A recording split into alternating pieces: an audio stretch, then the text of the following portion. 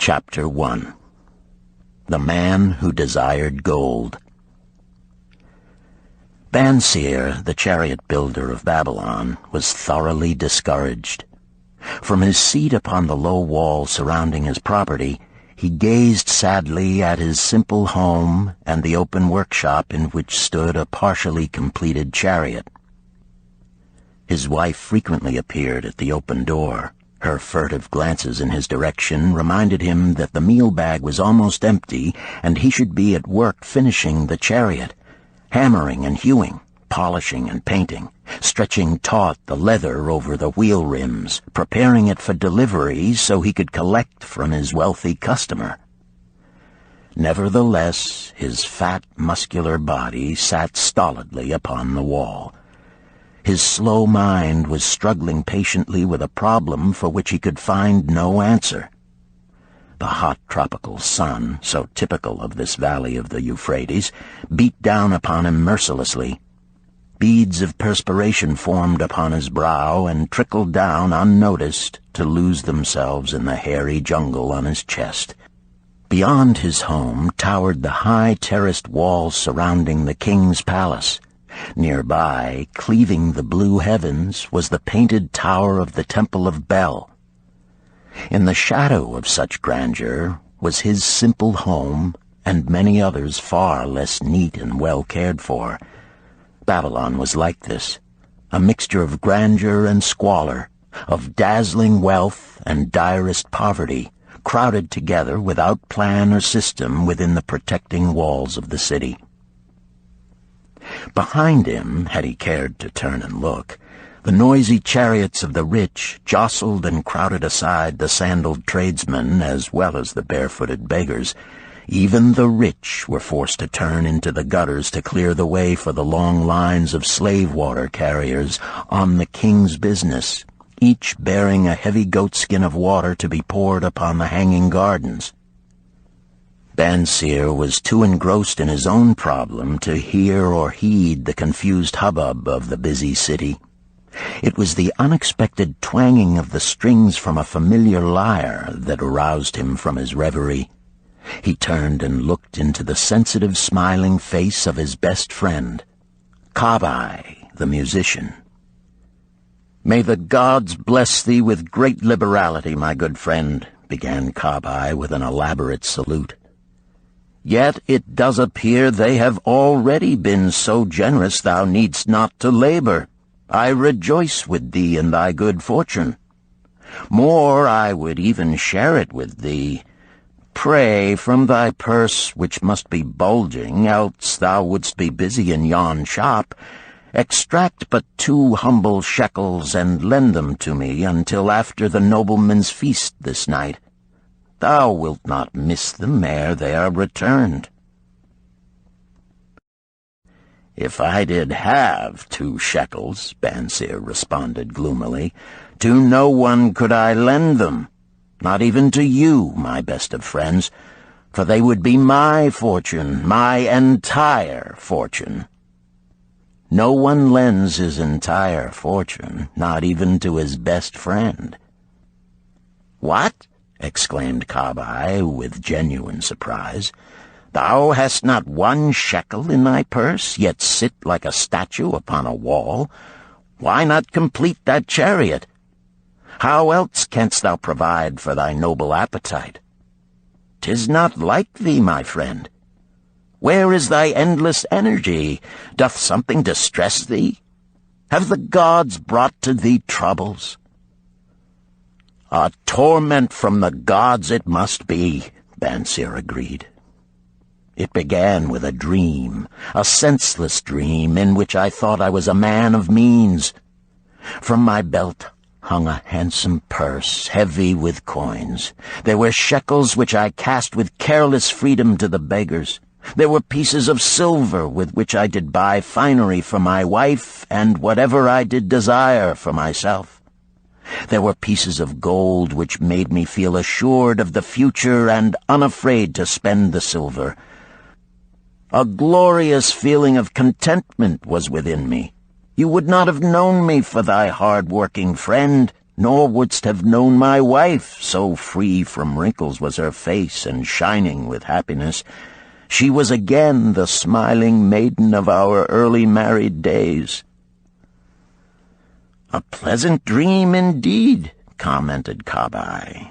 "But why should such pleasant feelings as it aroused turn thee into a glum statue upon the wall?" "Why, indeed? Because when I awoke and remembered how empty was my purse, a feeling of rebellion swept over me. Let us talk it over together, for, as the sailors do say, we ride in the same boat, we two. As youngsters we went together to the priests to learn wisdom. As young men we shared each other's pleasures. As grown men we have always been close friends. We have been contented subjects of our kind. We have been satisfied to work long hours and spend our earnings freely. We have earned much coin in the years that have passed, yet to know the joys that come from wealth, we must dream about them. Bah! Are we more than dumb sheep? We live in the richest city in all the world.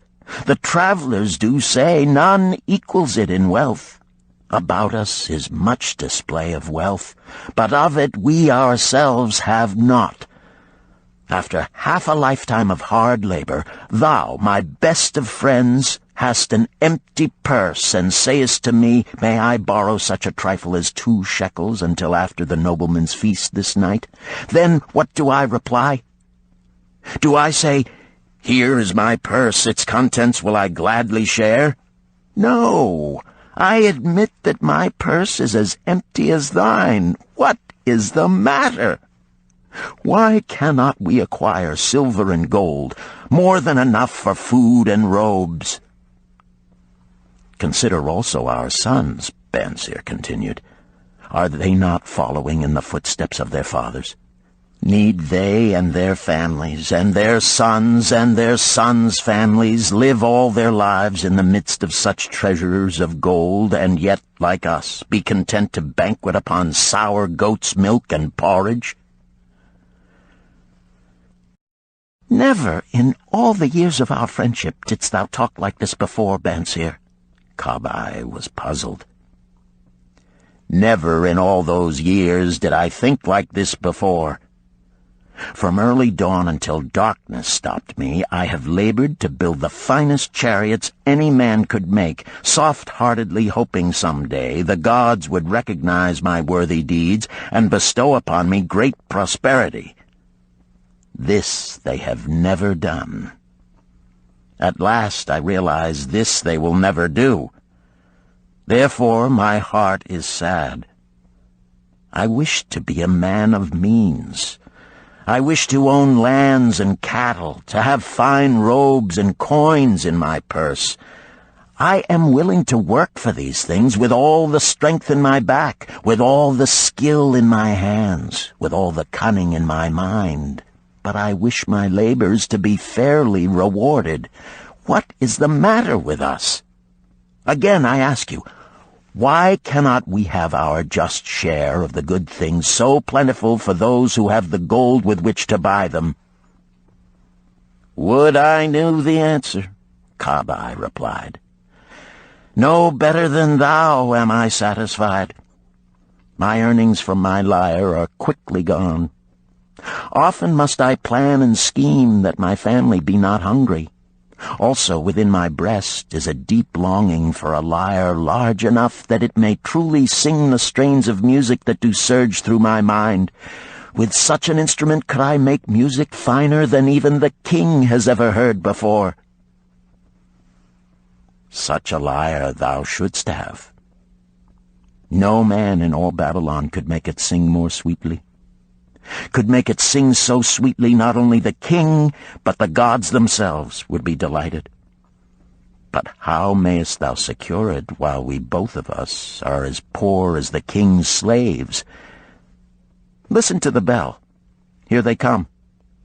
He pointed to the long column of half-naked, sweating water-bearers plodding laboriously up the narrow street from the river. 5 abreast they marched, each bent under a heavy goatskin of water.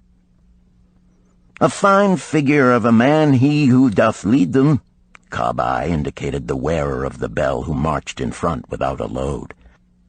"A prominent man in his own country, 'tis easy to see."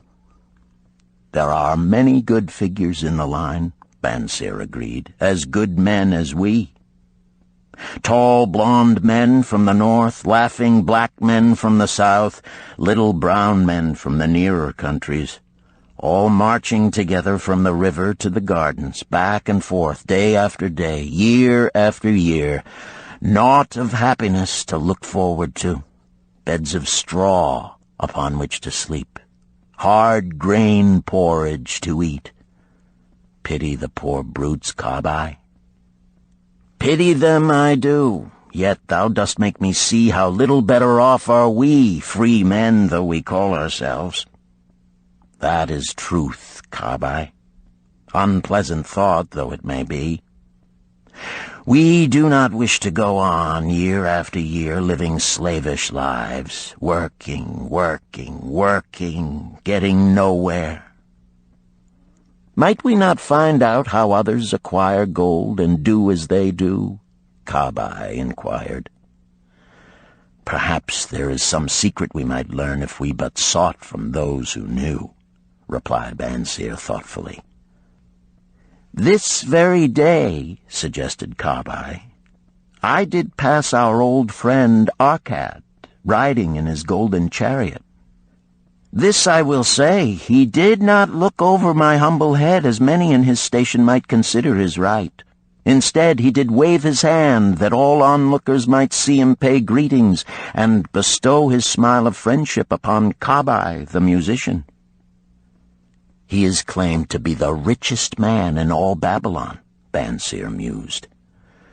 "So rich the king is said to seek his golden aid in affairs of the treasury," Kabai replied. "So rich," Bansir interrupted, "I fear if I should meet him in the darkness of the night I should lay my hands upon his fat wallet." "Nonsense," reproved Kabai. "A man's wealth is not in the purse he carries. A fat purse quickly empties if there be no golden stream to refill it. Arkad has an income that constantly keeps his purse full, no matter how liberally he spends." "Income, that is the thing," ejaculated Bansir. "I wish an income that will keep flowing into my purse whether I sit upon the wall or travel to far lands. Arkad must know how a man can make an income for himself. Dost suppose it is something he could make clear to a mind as slow as mine?" "Methinks he did teach his knowledge to his son, Nomasir," Kabai responded. "Did he not go to Nineveh and, so it is told at the inn, become, without aid from his father, one of the richest men in that city?" "Kabai, thou bringest to me a rare thought." A new light gleamed in Bansir's eyes. It costs nothing to ask wise advice from a good friend, and Arkad was always that. Never mind though our purses be as empty as the falcon's nest of a year ago. Let that not detain us. We are weary of being without gold in the midst of plenty. We wish to become men of means. Come, let us go to Arkad and ask how we also may acquire incomes for ourselves. Thou speakest with true inspiration, Bansir. Thou bringest to my mind a new understanding. Thou makest me to realize the reason why we have never found any measure of wealth. We never sought it. Thou hast labored patiently to build the staunchest chariots in Babylon. To that purpose was devoted your best endeavors. Therefore, at it thou didst succeed. I strove to become a skillful lyre player, and at it I did succeed. In those things toward which we exerted our best endeavors, we succeeded. The gods were content to let us continue thus. Now at last we see a light, bright like that from the rising sun. It biddeth us to learn more, that we may prosper more. With a new understanding, we shall find honorable ways to accomplish our desires. Let us go to Arcad this very day, Bansier urged. Also, let us ask other friends of our boyhood days who have fared no better than ourselves to join us, that they too may share in his wisdom. Thou wert ever thus thoughtful to thy friends, Bansier. Therefore hast thou many friends. It shall be as thou sayest.